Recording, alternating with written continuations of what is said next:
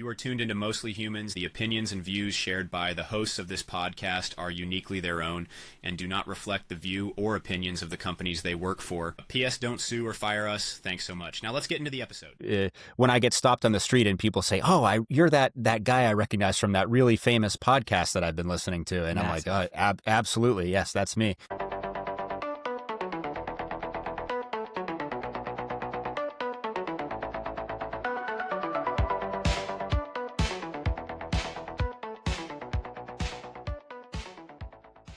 All right. Welcome back to Mostly Humans. This week, emergency pod.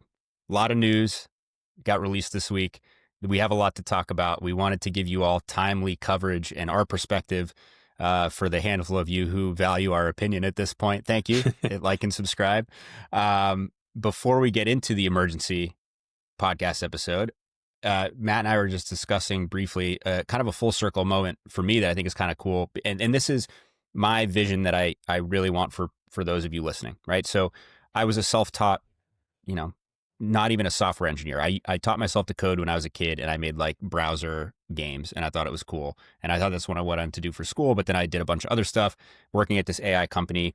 And with vibe coding and all this stuff that's happening, I actually used these tools to teach myself how to actually write code in a like production enterprise workflow. And this last week, I shipped what I would consider my first like PR and code commit to an existing customer-facing production version of our app, and actually wrote like a legit function, like using AI. It taught me everything about the project.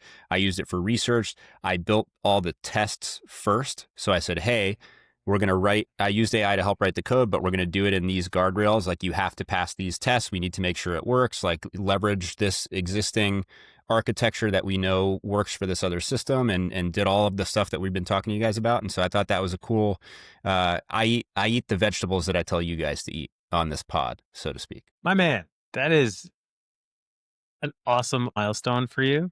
I hope to one day do something like that. That's really cool.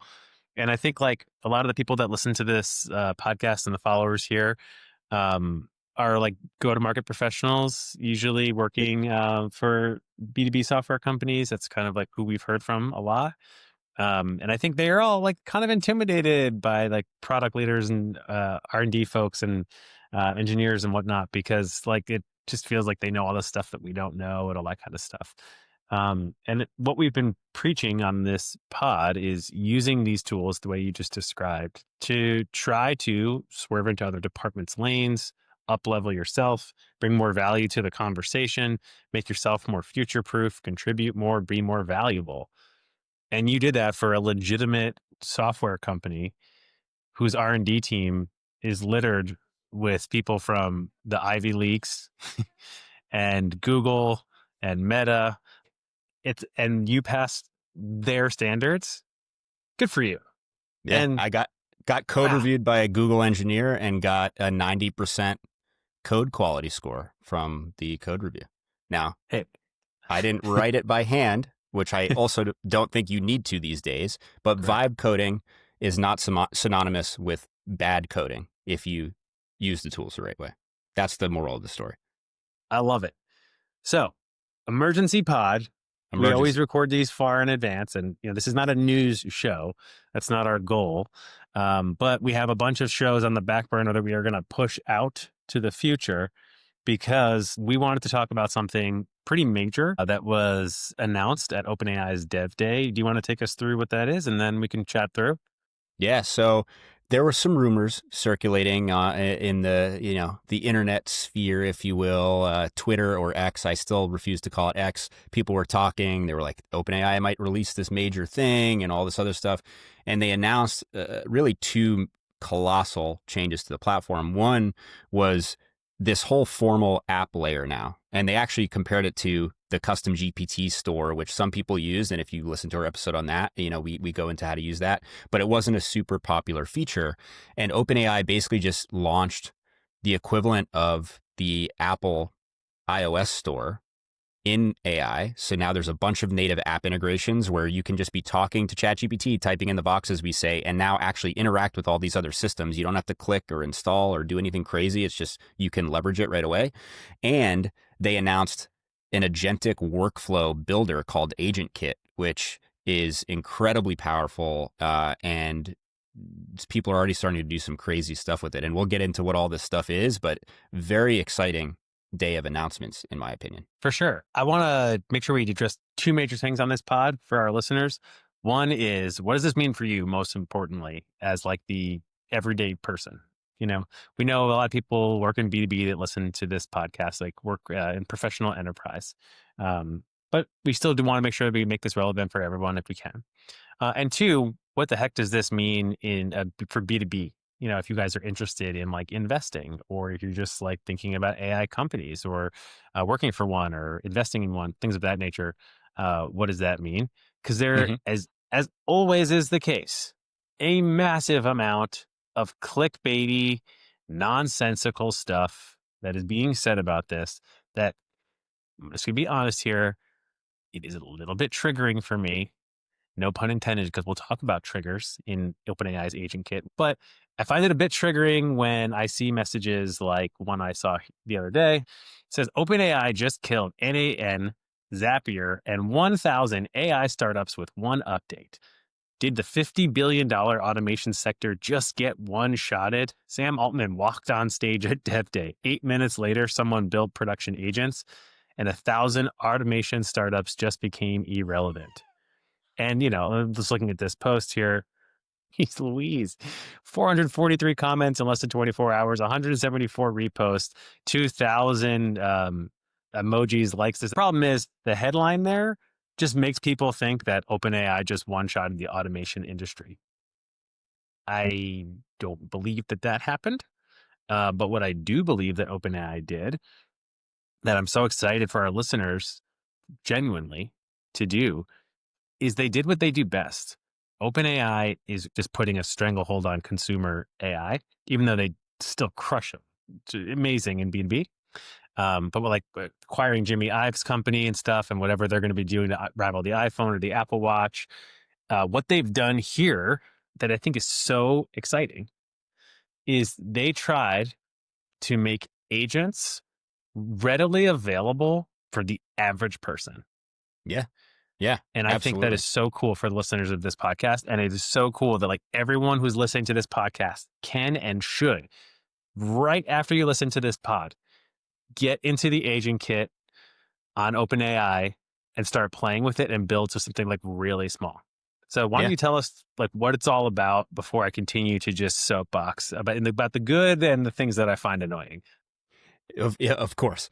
The soapbox is always an important place to be. So first of all, I want to talk about the app layer because that's going to underpin a lot of the agentic capabilities. So for those who listen to our MCP episode, we talked about what MCP is, the Model Context Protocol, that essentially allows agents to interact with other systems in a very seamless way. So it gives them context in terms of what those applications do. It exposes a bunch of, in the AI world, what are called tools, which is basically the actions your agent can take or the things it can do in those systems. And OpenAI essentially used MCP now to create this whole app layer within ChatGPT. Now, some real world applications of this that I think are interesting and that I think paint a picture of what this can actually do. So by now, I hope most or many of you listening have gone to ChatGPT and typed in the box, as we say, and you've, tried to ask questions, you've had it maybe come up with your meal plans as we were talking about. At this point, I hope that you've gained the confidence to dip your toe in the proverbial water. But now what you have the ability to do because of this app layer, which then funnels into AgentKit, is ChatGPT uses MCP now to directly connect to a bunch of apps and services that you probably use every day today. One of which, Spotify.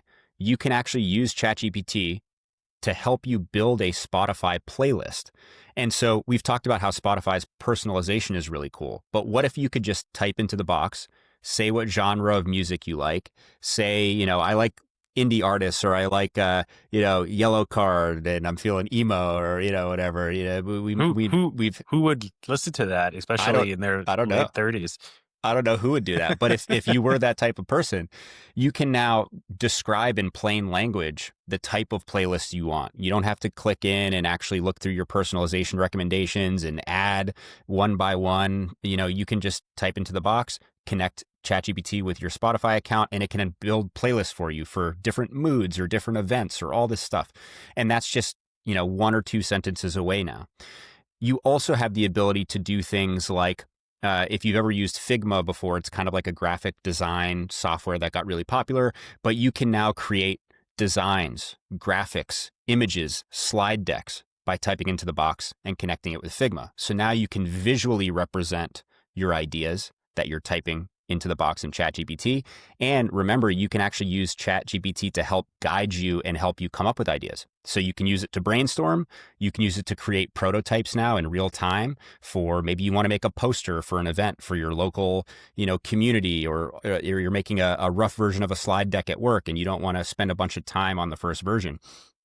And one of these that I actually think is really cool is if you are looking at new houses. My wife and I right now, one of our favorite things to do is send each other like the dream home that we want to buy in like 5 years or whatever. So she sends me Zillow links and I'll send her some or whatever. You can now integrate ChatGPT with Zillow, and you can start to ask questions about the community surrounding the home that you're looking at. So you search for homes using ChatGPT. You can click on them, open up the listing right there in the same browser experience. But then you can be like, hey, where are the nearest dog parks to this home? And now you're connected to all the intelligence that ChatGPT has, and it'll actually give you that information. And lastly, I think the coolest example I heard was it integrates with like learning modules like Coursera. And you can be taking a course and watching a video of that course in your ChatGPT conversation and ask questions real time about the content that you're watching. And it knows where you are in the video. So you can be learning a new skill, ask questions about what you're learning, or ask clarifying questions literally mid-conversation or mid-watch of the video, and it can give you contextual responses. And so all of this app layer stuff, I think, is really cool, and it's really important because that's the kind of inner workings that allow this whole AgentKit portion of the experience to work, which is now you're starting to build workflows and actually create agents. And so that's the thing that I'm super excited about, because it's like the whole underpinning of how AgentKit is going to work. But I know you've been playing around with some of this stuff too. I don't know what your initial thoughts are. Well, I first want to just like describe what it is visually for those who haven't seen it. So if you guys haven't seen it, it's a workflow builder that lets you build agents inside of OpenAI. I would say simplified for the everyday person as much as they could. So what does that mean? A lot of people have seen these click and drag workflow builders, right? Let's say an icon that says like start in my email, and then arrows down to take that email and send to Google Drive. And then if email about, I sound like a caveman. If email about real estate, add to this tab. If email about finance, add to this tab. And you could see it all visually. So you see a fork in the road, right?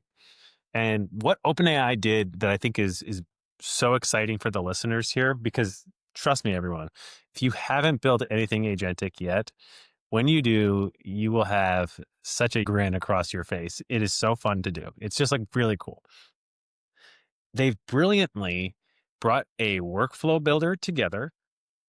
They have a MCP connection to the common apps that a lot of people want to use, like Gmail and Calendar and stuff like that. They have the ability for you to apply some guardrails to your agent, like with just very easily with like check boxes, like strip out personal identifiable information. Maybe you want like a cool little agent that does something, and it does something with PII, but you don't want the PII to be captured. It lets you do that. And it's all like very logical.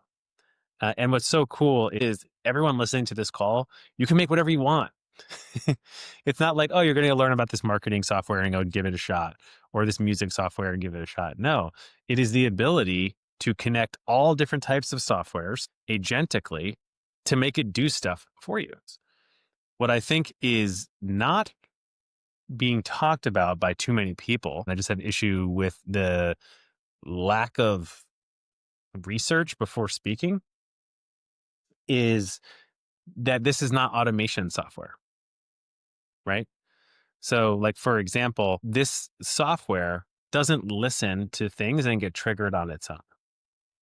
So what they've enabled you to do is what ChatGPT has done better than any software company in history, which is you can build your own chat interface and you can talk to it, or other people can talk to it, where you can embed it on a website and have it do all kinds of agentic stuff. So let's say, for example, you wanted to put a chat widget on your website and you were an interior decorator. You could have people like talk to a chatbot that you guys could go make right now. And it's not even that hard to embed it into your website. If you're interior design, you probably have a website, and they will give you everything that you need to make a chat interface that the people can talk to, that can do agentic stuff like look up your calendar and see when you're available, answer their questions, take their data and put it someplace else because you wanted to enrich it, because you wanted to put them into an email drip campaign. You can do all that kind of stuff. And they put an emphasis on doing it with nice aesthetic. They even have an entire gallery that you can pick that can actually make the chat widget look the way you want, and even pick the way you want agentic stuff to look. So let's say you wanted the chatbot to pull the weather for some reason on your website. They've even given you templates to not just have it pull in the weather and have it list as text, but like if it's going to be sunny, it's going to pull in like a sun icon. And if it's going to be rainy, it's going to have like a rainy icon. And what they've done is they've built agentic chat. Automation software is very different. These companies like Zapier, these companies like N8N, all these automation tools, the RPAs of the world, et cetera. What those companies do, first and foremost, that this does not do, is they listen to everything that's happening. They listen to ticketing systems. They listen to when a barcode gets scanned. They listen to when an invoice gets processed, and then they pick up the task if the task is in their scope, and then they go and do something. This does not do that. So to conflate those two things, I find to be really just like sad for companies. Put 10 years of R&D into this product. It's pretty amazing. And this doesn't disrupt that, but it does let the everyday person build agents, which is like amazing. Yeah, I agree. I think to your point that you made earlier on in the pod today, I think that what OpenAI has done a very good job of is building consumer tools for AI. Really building an interface and a toolkit and capabilities that for the everyday person allow them to really leverage this technology in an easy to use way. And I love that interior design example. I mean, listen, Matt and I both work in enterprise AI software. We sell enterprise AI solutions to large companies, and those large companies, need certain requirements and whatever. And that also comes with a price point that, Sally's interior design is most likely not going to buy our products. But you now have the ability as a small business owner or as an individual, whether you're a personal trainer or I have a buddy who started as a home chef. He did, he would cook meals in people's homes. He was able to grow that business and kind of gain notoriety in his community. But now as one of those people, you now have the ability to create this chat interface where people can come to your website and ask questions for lead generation. As a small business owner, these tools before were very difficult to work with, or they were expensive, or they were hard to set up, or you couldn't really configure them and customize them in a way that you would want. And so it got kind of clunky. And a lot of these previous gen chatbots are just not very good. But now, if you are a small business owner, if you run a small contracting company or home repair service, or, you're a trainer, interior designer, chef, you name it, you now have the tools at your disposal to play around with this agent kit and actually build something really powerful for you to communicate with your base of customers that isn't going to make you shell out a bunch of money for something that doesn't quite solve your problem or isn't customizable enough for you. 100%. I think it's like really, really amazing that this is happening. Basically, the way I would describe it, it's kind of like when like HubSpot first dropped like their CRM, many of you listening to this know who HubSpot is. HubSpot has made a big pivot into the enterprise with their customer relationship management tool. But like even today, though they have a lot of enterprise capabilities, HubSpot took what is pretty complex in B2B, which is CRMs that have always been reserved for large businesses to use. And we're like, anybody should probably like organize the contacts at all of their like prospects or customers. And like everybody that has a project with a customer should like probably have like the projects nested underneath the customer's name and stuff like that. A lot of people would probably like to use that. Let's make the UI simple looking. Let's strip out some of the power, because a lot of the power is stripped out with something like this versus like an N8N or a Zapier. And let's make it accessible. And that's huge. Like think about like, for example, like Apple. I mean, Apple has made just so much headway the last 20 years. Yes, they've innovated here and there, but a lot of folks like to say famously that Apple doesn't innovate as much as like perfect the UX.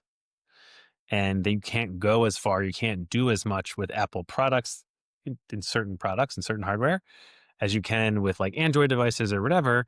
But it doesn't matter. The reason they crush it is they just make it easy to use the technology for like the 90% of the people that want to do 90% of the basic stuff. Yeah.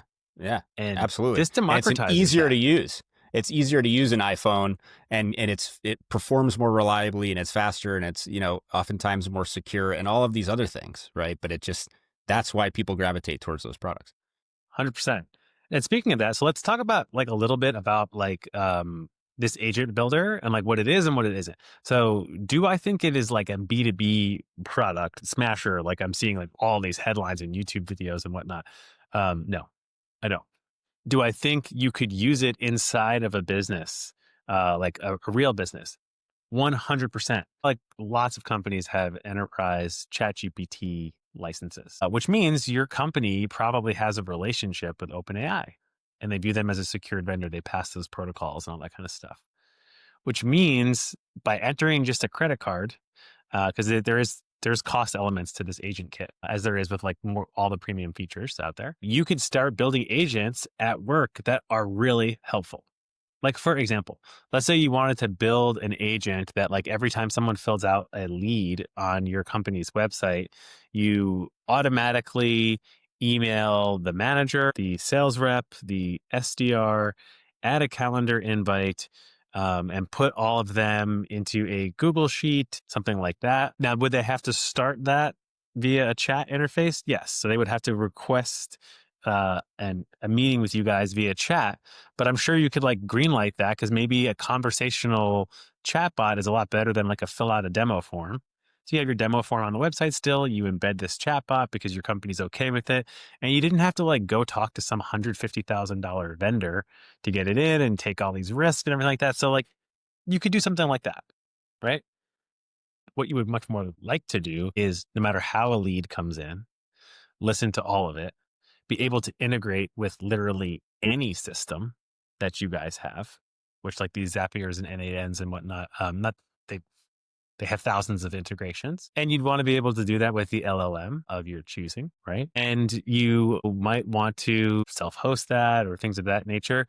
Those are the things that you typically see in B2B that they're not putting a priority on here. And nor do I think that they need to, frankly. When you have 4 billion people using your product globally, and we hear a lot about agents, and agents feel inaccessible to people, like this is like huge to like make a consumer product that lets consumers build these types of products. Yeah, absolutely. I use this example all the time, and I'm starting to think that no one relates to this except me, but I'm gonna die on this hill. This is the example I'm going to. So I used to do a lot of, data analysis work in Excel, and Excel is super powerful. When it was created, it was super powerful, and they continued to add features and functions and all these things that you could do. But it was really hard to figure out what function does what unless somebody explicitly told you. Because even if you're Google searching, a lot of times I didn't know what question I was trying to ask. I kind of knew what I wanted the outcome to be, but it was really hard for me to figure out exactly which function I should be using for this thing. I'm like scouring message boards and forums, and it's all rabbit holes and wastes of time.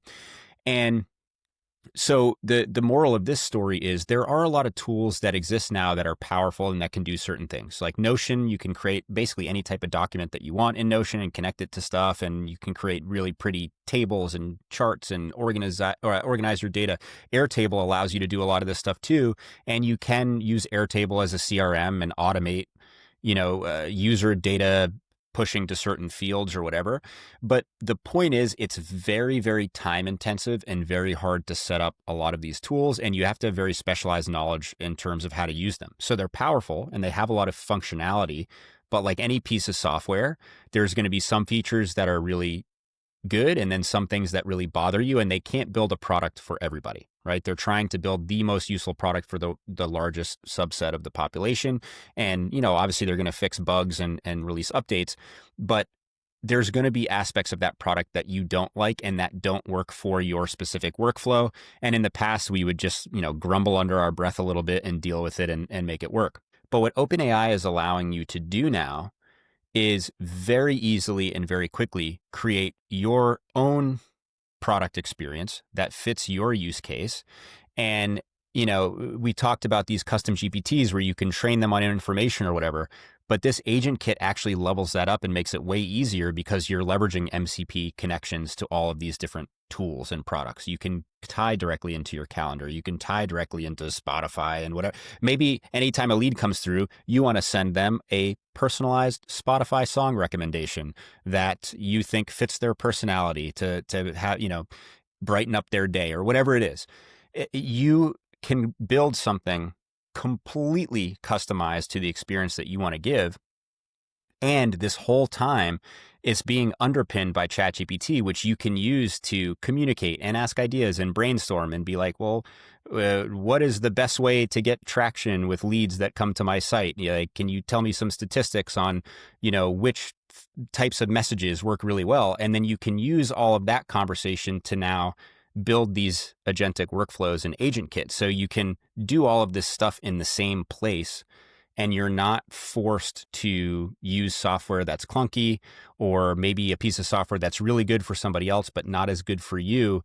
And before, you didn't really have any alternatives. And again, we've talked about vibe coding and all this stuff, but you don't even need to vibe code anything here. You don't actually need to build any software. You can just type in the box, connect the systems that you want to connect, very easily visually lay out some of these workflows, and you can use AI to help you do it the whole time, which makes the entire process easier. Because if you know the outcome that you want, you type that outcome into the box, and it will help you brainstorm how to actually arrive at that outcome. Yeah, I think this is like the culmination of a lot of good things that we've talked about and a lot of things that have happened in the industry for a while. What they've done is visual workflow builders. I'm going to talk about those in a second, but the development community thinks that visual workflow builders are super easy and trivial. So let's give them that they think that. So okay, we created a visual workflow builder for people. That's cool. MCP, Arrival to OpenAI, created it. We talked about it in our MCP episode.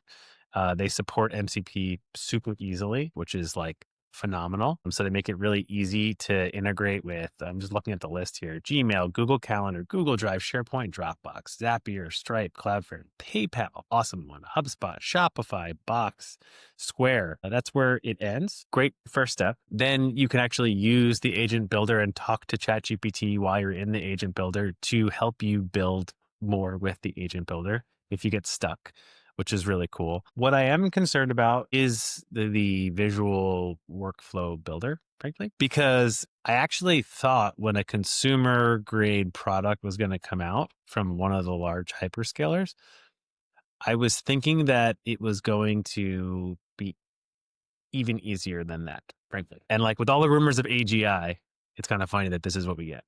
So what do I mean by that? So when Justin and I talked about vibe coding, that is building software, not agents, building software by typing what you want into the box, pressing enter, and then it starts to create a UI for you and a software that you can look at and play with and click on. It's really, really amazing. This, again, just so everyone knows, is different, is agents. Agents is basically creating people, humans in a way, because an agent just uses software for you the way a human does, and uses the brilliance of LLMs, which is like operating in the gray area. Like, so it's not rigid rules. A workflow builder is rigid rules.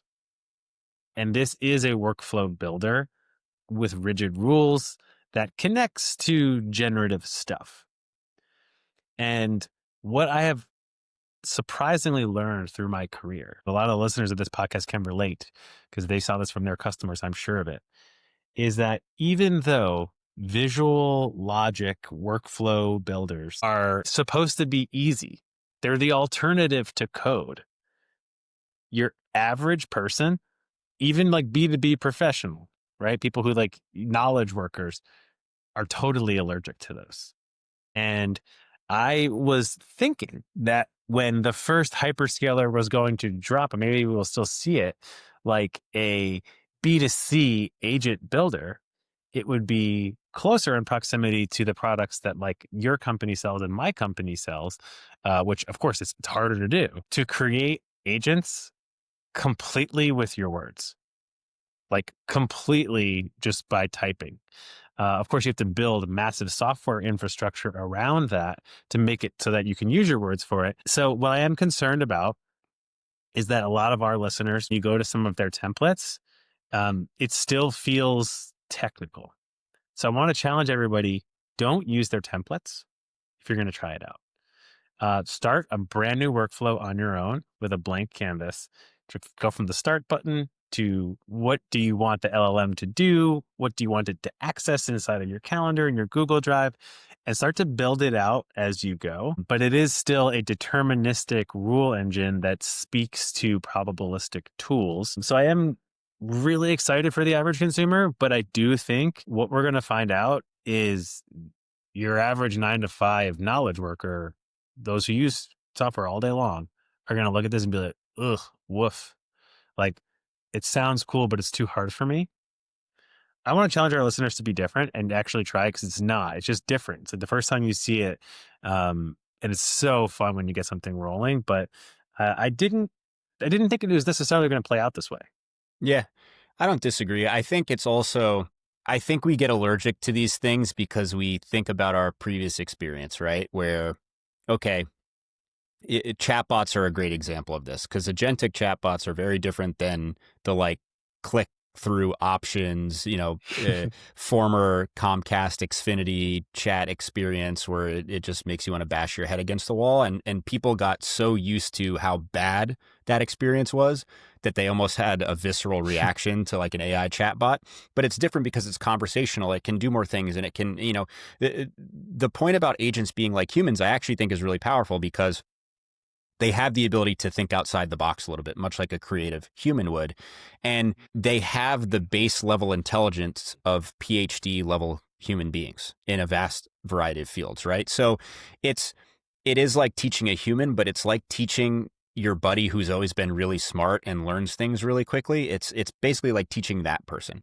And so it is a very different experience than I think the traditional workflow builders. I am also surprised that that's kind of what we got out of this.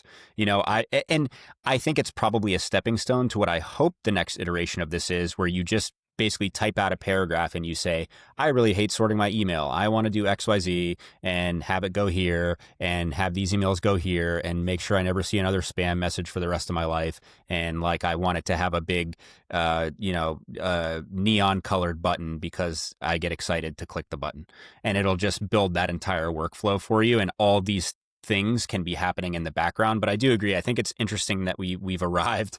Everything comes full circle, right? We have these workflow builders like Zapier, and N8N is different because it's a little more agentic. It can do more things. It can do all this research on the side, and there's a lot more stuff happening. But it's funny that we kind of come full circle and we arrive back at basically like building a website with Squarespace, where you have to drag and drop this thing and click this template, and now I have to like connect this app on the side. And all that said, the actual experience of using this is not exactly like that, but I think it will give people bad memories who have interacted with maybe some of these clunkier tools, because some of the functionality feels similar.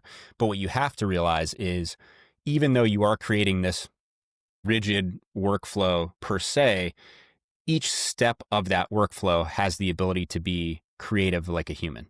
So you don't need to necessarily spell out every edge case of the email sorting step in the process, because it can reason through your email and understand the instructions that you give it and do that thing.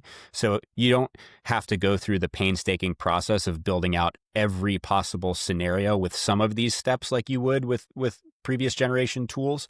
But it is interesting that we have arrived back at a drag and drop builder. I'm looking at one of the builds, right? Like one of the pre-templatized builds that they have has 3 pre-built rules that you can then go tweak for yourself, right? What Justin's talking about is like spot on. You don't have to build 1,000 different permutations to determine it is an internal question and then another 1,000 for external, right? It's the LLM is going to take your basic guidance that you're going to type into the box about what would make an internal question. Internal questions would be stuff about this, this, and this. External would be that. And then it's going to reason through and then route them the right place. So that just saved you literally 1,000 diagrammed rules that you don't have to build. So that's what's cool about it. I think the reason, I'm evolving as the podcast transpires. I'm thinking more about this, which is why we like to do these. Look at that. Evolution. I think I get it. I think I get why everyone is acting like this has such huge business to business software implications. And it's because this workflow builder feels really technical. And it's not. I promise our listeners, it's actually not. But when you use terms like if else, when you first click in the UI, even though the UI feels very inviting and friendly, really like they have like very simple, soft colors in the workflow builder. But if you actually like click on something inside of the template, you see things like tools. And inside of tools, it says like client tool, MCP server, file search, web search, code interpreter, functions, and custom. And it's like, that's not, so like it has the feel and the vibe at first glance of like a consumer product. But then it does feel a lot like what you would use for enterprise B2B, but then it has a lot of limitations. Like you can't self-host, it doesn't have triggering, you're stuck using their model. The integrations are limited, the integrations are not custom, they're only through MCP, and there's no like specific domain expertise. When in reality, as I started this podcast thinking like, I believe this is meant for consumers. I think the world went crazy outside of the OpenAI messaging and said, this just disrupted everything. But I really do think this was meant for consumers. It has a consumer look and feel to it. And I think what we'll see, hopefully, is that they will simplify it even further. Like I'd like to see it be conversational where you could say, I'd like this to start on my calendar and then extract something from my calendar and then bring that to my drive. And then it thinks for a second and then it actually builds part of the diagram for you. I think that would be good. So I think I understand why people think this is OpenAI drawing a line in the sand and competing with like RPA and N8N and others, because it's still too technical looking. But I do want our audience to still give it a shot because it's not hard. It's just new.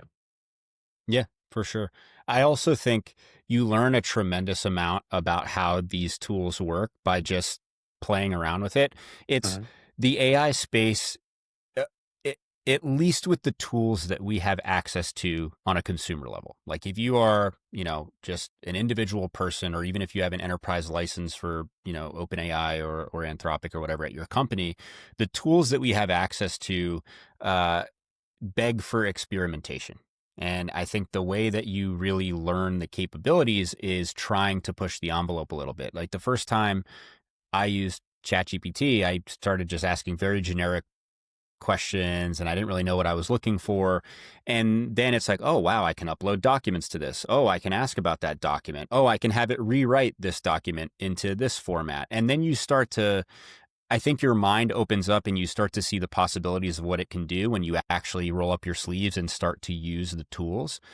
And so to Matt's point, I think if I can encourage anybody to do anything is get into, first of all, look at the apps integrations and start seeing how you can just turn your Chat GPT into a supercharged experience by connecting it to Spotify or Zillow or your Google Calendar or whatever, and just start seeing how now that whole conversational experience changes because you can do more stuff without having to navigate somewhere else. I think that's super cool. And I think this whole movement of agentic browsers is kind of the inspiration of that, where it's like, and they're going to be rolling out payments in it too. So you can literally try to find products that you like in ChatGPT conversationally, and then soon be able to buy them directly through ChatGPT, which I don't know if that's good or bad, but that's reality. So first step is just start to understand how you can do way more stuff now than you could before by still just typing into the box. Like, your behavior as a user doesn't change, but now you have the ability to do more stuff with that same user experience.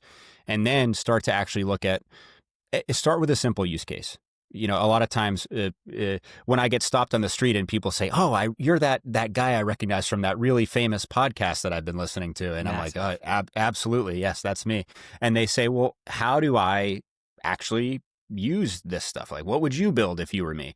Start with something really simple. What is something that you spend more than 15 or 20 minutes a day doing now that really annoys you? And it could be email routing. It could be, I keep getting these damn spam messages and they all have the same subject and I wish they would go away. Like, start with one very obvious use case. Or, I wish I could have a chatbot that people could schedule their next, hair appointment with me. Whatever it is.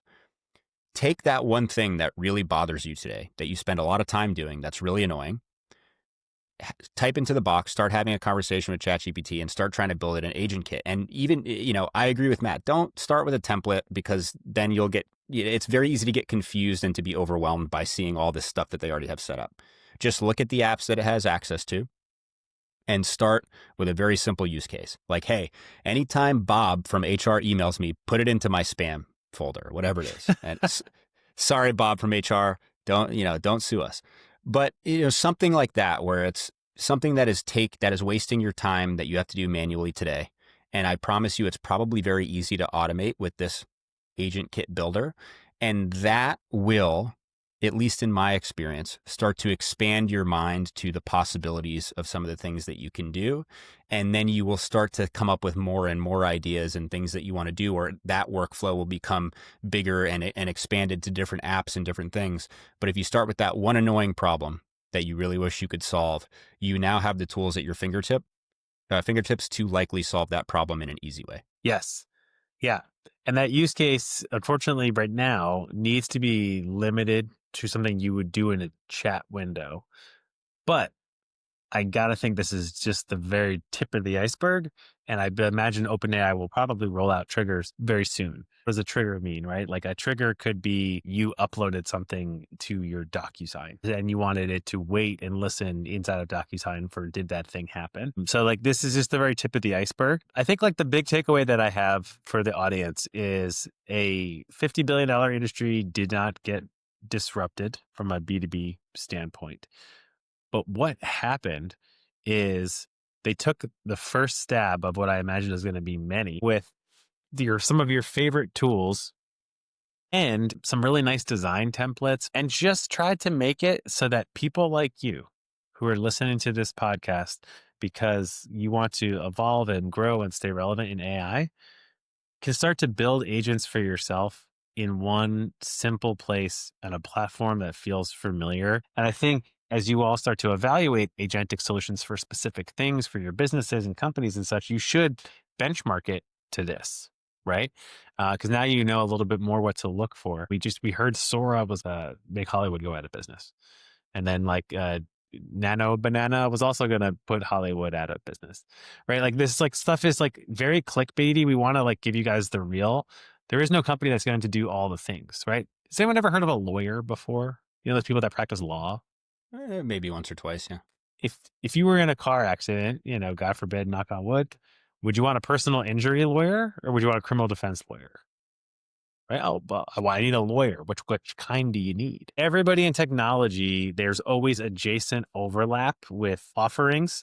Things overlay in the Venn diagram of things, right? But there is no one company that is going to be the super company that does any and all of the things. And the startup that you might be considering joining is not going to get completely disrupted by AGI, nor is, if you do something agentic and you guys have been working on that at your company forever, this didn't just ruin all of that. it's just made it more accessible for more people. And now it's upping the ante. So like if you did have very basic stuff like that we're seeing here, and that was all you did, well then yeah, you got to step it up. But I view this as a consumer tool that I really hope, as I start to look at it more, it makes sense to me, but I hope they make it a little bit more consumer friendly. I believe this time next year, I'm going to say like 5 to 10% of the population is going to have some agents they built for themselves doing some stuff for them that makes their lives more convenient. Before Dev Day, there was no like really easy consumer product that was like trying to target that market or make it easy for people. So I want to commend OpenAI. I think that's pretty cool. Yeah. I mean, even before when we talked about agents on the episode and what they are, it still wasn't easy to build them. I mean, these are tools that Matt and I use every day, and so we're familiar with it, but it's not an easy thing to just prior to this to just show up and build an agent that does all this stuff for you and have it work the way that you want. You can do it, and I think it's worth the, struggle to learn that. But the thing, I mean, I think we're, fairly optimistic in the grand scheme of things, especially about this technology. I think hopefully that comes across on this podcast. But the thing that I am most optimistic about, and kind of my closing statement, if you will, is AI tools are democratizing impact for the average person in many ways, or at least that's my belief, right? So you can make massive impact at your job. You can make massive impact in your community. When we were talking about the guy who vibe coded an app for his church group and they automated all their, that whole process that wasn't possible before. AI helps democratize impact to the average person. And so now, if you have an idea of something that would either improve your life or the lives of people at your company or your family or your community or whatever, the point is there are now very, very powerful tools at your fingertips that are not easy to learn, but are far easier to learn and use than previous generation tools and have way more capability to do things. And so I think as the everyday person, this technology allows you to accomplish some really cool things with a fairly low barrier of entry compared to before, where now you don't need to know a software developer to build a workflow that automates stuff, and you don't need to hire them, and you don't need to worry about raising a bunch of money to do it. You can log in, type into the box, get started. And to me, that is the most exciting thing about these AI developments. Yeah. And if you guys get started, it does require you to put in a credit card. And you do have to charge your card. And I put my credit card in. I put a $5 amount on there. There's a key checkbox that you have to click to make sure they don't automatically rebill you for that same amount when you run out of compute. I just put that in personally so I could actually just experiment with the workflow builder and just play with it myself. I'm not actually running anything. I'm not actually using compute. So my credit card is not going to get charged.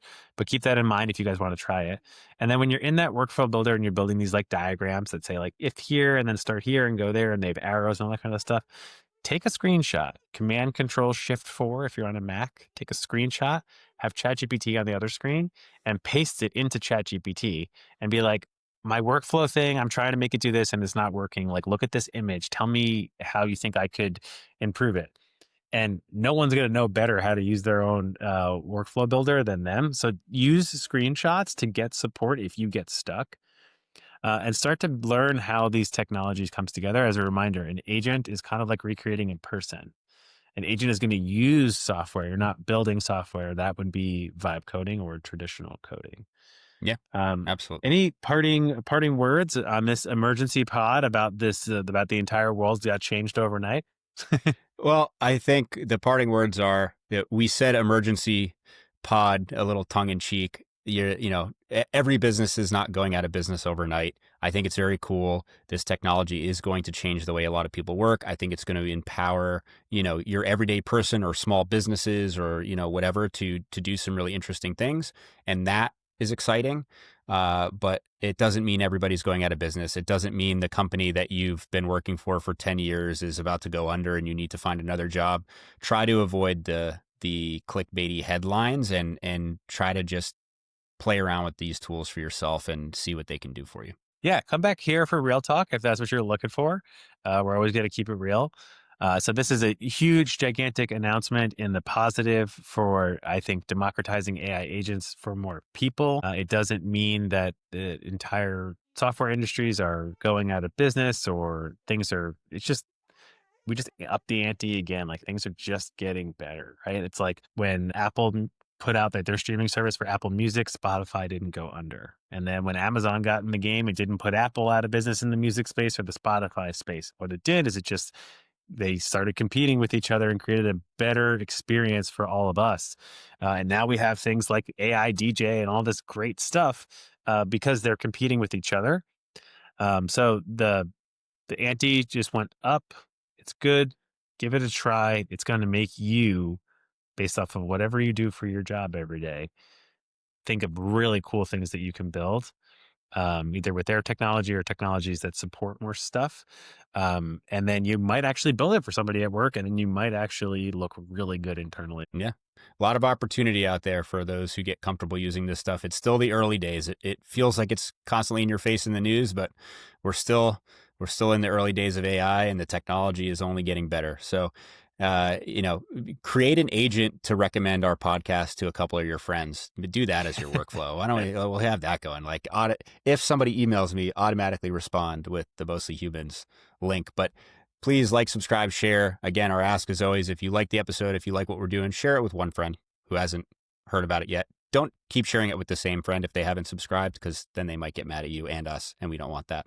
But until next week, as always, it's been a pleasure. Thanks for joining us. See you, everybody.